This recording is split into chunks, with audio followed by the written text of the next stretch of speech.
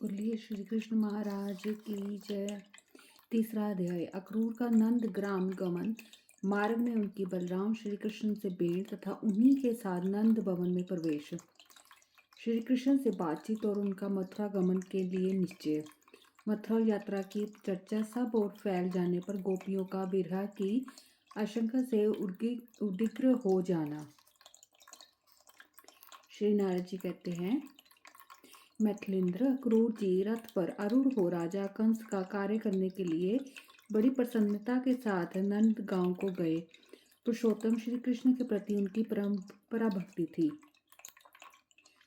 परम बुद्धिमान अक्रूर यात्रा करते हुए मार्ग में अपनी बुद्धि से इस प्रकार विचार करने लगे।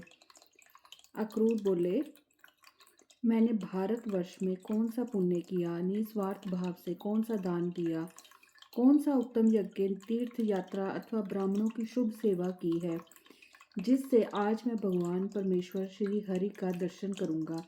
मैंने पूर्व जन्म में कौन सा उत्तम तप किया और भक्तिभाव से कब किस संत पुरुष का सेवन किया था, जिससे आज मुझे अपने सामने भगवान श्री कृष्ण का दुर्लभ दर्शन होगा। भगवान सुरेश्वर श्री कृष्ण जिनके नेत्रों के गोचर होते हैं, भूतल पर उन्हीं का जन्म सफल है। आज उन भगवान का दुर्लभ दर्शन करके मैं सर्वतोभावेन कृतार्थ हो जाऊंगा। नारद जी कहते हैं, इस प्रकार श्री कृष्ण का चिंतन और उत्तम शकुन का दर्शन करते हुए गांधिनी नंदन अक्रूर संध्या काल में रथ पर बैठे बैठे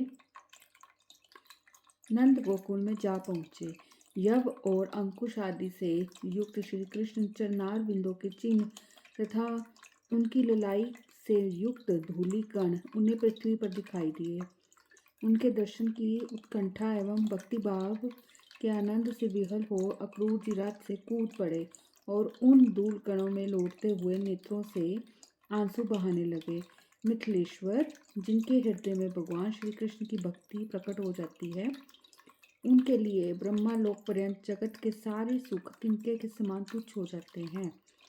तदंतर रथ पर आरूढ़ हो अक्रूर क्षण भर में नंदगांव जा पहुँचे। उन्होंने गोष्ठों में पहुंचकर देखा, बलराम जी के साथ श्री कृष्ण उधर ही आ रहे हैं। वे दोनों पुराण पुरुष, श्यामल गौरवर्ण परमेश्वर प्रफुल्ल कमल के समान नेत्र वाले थे। रास्ते में बलराम और श्री कृष्ण ऐसे जान पड़ते थे मानो इंद्रनील और हीर कमनी के दो पर्वत एक दूसरे के संपर्क में आ गए हों। उन दोनों के मुकुट पाल सूर्य के समान और वस्त्र विद्युत के सदृश थे। उनकी अंक कांति वर्षा काल के मेघ की भांति शाम और शरद ऋतु के बादल की भांति घोर थी। उन दोनों को देखकर अक्रूर तुरंत ही रथ से नीचे उतर गए और भक्ति भाव से संपन्न हो उन दोनों के चरणों में गिर पड़े। उनका मुख नेत्रों से झरते हुए आंसुओं की धारा से व्यापक तथा शरीर रोमांचित था। उन्हें देख परमेश्वर श्री हरि ने दोनों हाथों से उठा लिया और वे माधव दया से द्रवित हो भक्त को हृदय से लगाकर अंशों की वर्षा करने लगे। इस प्रकार बलराम सहित श्री हरि उनसे मिलकर शीघ्र ही उन्हें घर ले आए और वहां उन्होंने उनके लिए श्रेष्ठ आसन दिया। अतिथि सत्कार में एक गाय देकर प्रेम पूर्वक सरस भोजन प्रस्तुत किया।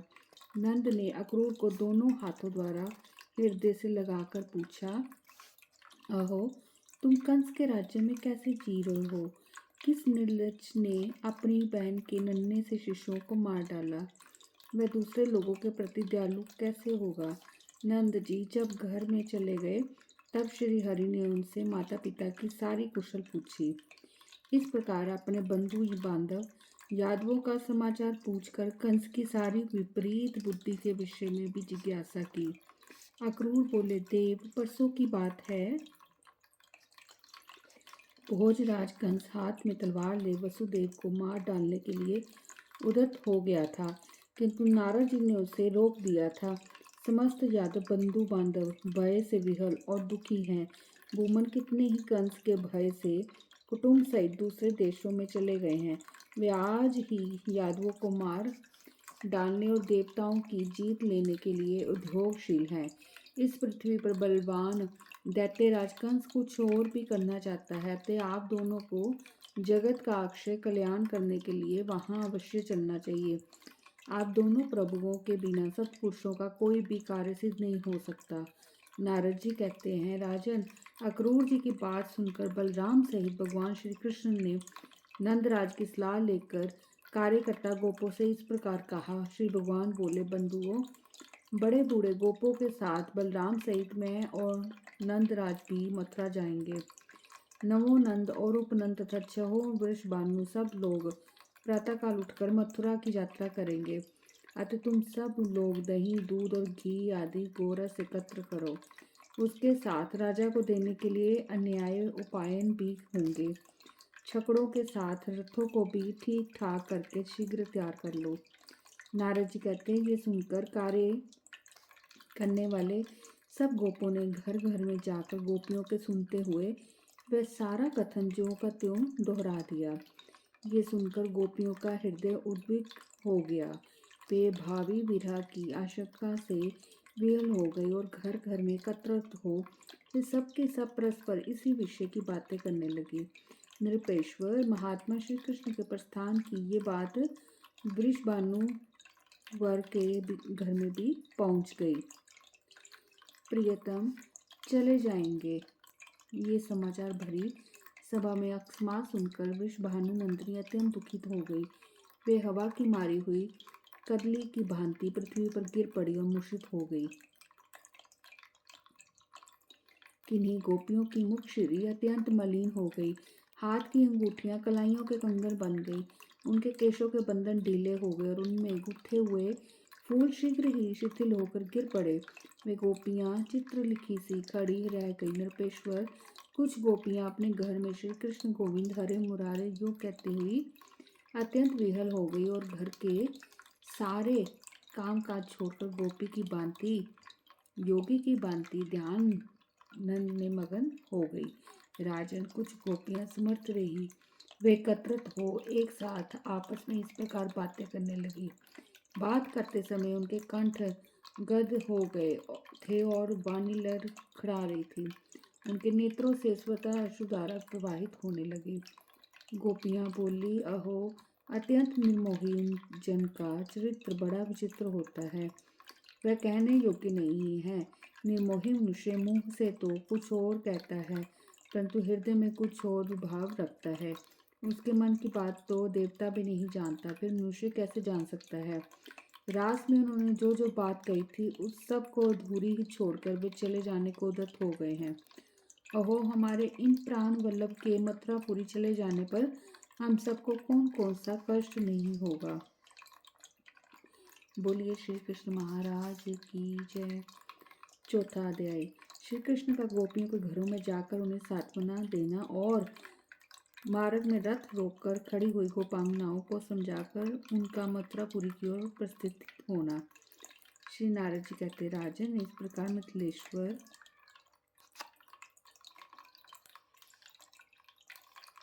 इस प्रकार कहती, गोपांगनाओं के अत्यंत विरह के क्लेश को जानकर भगवान श्री कृष्ण सब के घरों में गए। मिथिलेश्वर जितनी व्रजांगनाएं थी उतने ही रूप धारण करके भगवान श्री हरि ने स्वयं सबको पृथक पृथक समझाया। श्री राधा भवन में जाकर देखा कि वे सखियों से घिरी हुई एकांत स्थान में मूर्छित पड़ी है। तब उन्होंने मधुर स्वर में मुरली बजाई। वंशी की ध्वनि सुनकर श्री राधा सहसा आतुर होकर उठी। उन्होंने आंख खोलकर देखा तो श्री गोविंद सामने उपस्थित दिखाई दिए। जैसे पद्मिनी कमलनी कुल वल्लभ सूरज का दर्शन करके प्रसन्न हो जाती, उसी प्रकार पद्मिनी नायिका श्री राधा अपने प्राण वल्लभों को सामने देखकर आनंद में मगन हो गई और उन्होंने उठकर वहां पधारे हुए श्याम सुंदर के लिए सादर आसन दिया। कमल नयनी श्री राधा के मुख पर आंसुओं की धारा बह रही थी। वे अत्यंत दीन होकर शोक कर रही थी। अतः भगवान ने मेघ के समान गंभीर वाणी में उनसे कहा। श्री भगवान बोले, भद्रे राधिके, तुम्हारा मन उदास क्यों है? तुम इस तरह शोक ना करो, अथवा मेरी मथुरा जाने की इच्छा सुनकर तुम विरह से व्याकुल हो उठी हो। देखो, ब्रह्मा जी की प्रार्थना से मैं इस पृथ्वी का भार उतारने और कंसादी असुरों का संहार करने के लिए तुम्हारे साथ इस भूतल पर अवतीर्ण हुआ हूँ। अतः अपने अवतार के उद्देश्य की सिद्धि के लिए मैं मथुरा अवश्य जाऊँगा और भूमि का भार उतारूँगा। तत्पश्चात शीघ्र यहाँ आऊँगा और तुम्हारा मंगल करूँगा। नारद जी कहते हैं, जगदीश्वर श्री हरि के जो कहने पर वियोग विहला श्री राधा दावानल से दग्ध लता की भांति मूर्छित हो गए और उनमें काम रोमांच आदि सात्विक भाव प्रकट हो गए। इस अवस्था में वे अपने प्राण वल्लभ से बोली। श्री राधा ने कहा, प्राणनाथ, तुम पृथ्वी का भार उतारने के लिए अवश्य मथुरापुरी को जाओ, परंतु मेरी इस निश्चित प्रतिज्ञा को भी सुन लो। यहाँ से तुम्हारे चले जाने पर मैं शरीर को कदापि धारण नहीं करूँगी। यदि तुम मेरी इस प्रतिज्ञा पर शपथ पर ध्यान नहीं देते हो तो दूसरी बार पुनः अपने जाने की बात कहकर देख लो, मैं तुरंत कथा शेष हो जाऊंगी। मेरे प्राण अधरों की राह से निकल जाने को अत्यंत आकुल है। ये कपूर की धूलि कणों के समान शीघ्र ही उड़ जाएंगे।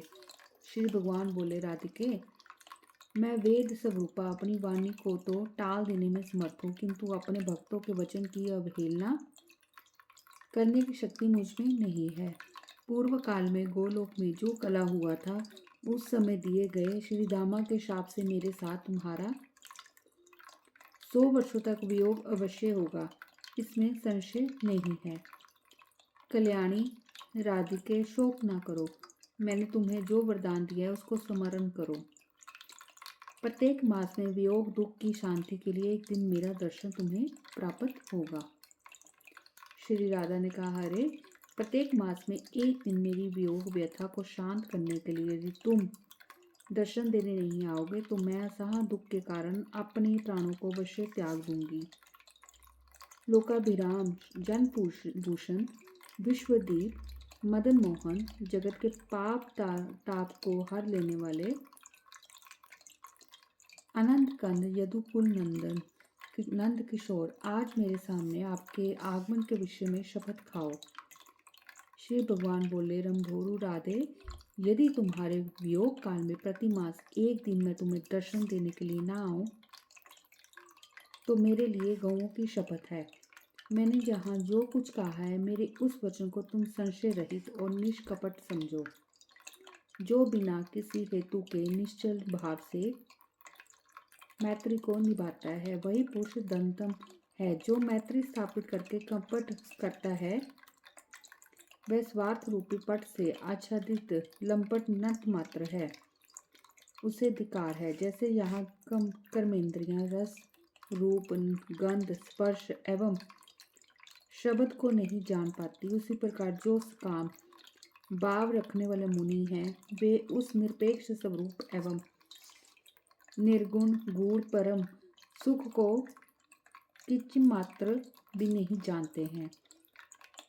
जो लोग समदर्शी, जितेंद्रिय, अपेक्षा रहित एवं महान संत हैं, वे ही उस कामना रहित मेरे परम सुख का अनुभव करते हैं। ठीक उसी तरह जैसे ज्ञान इंद्रियां ही रस आदि विषयों को जान पाती हैं।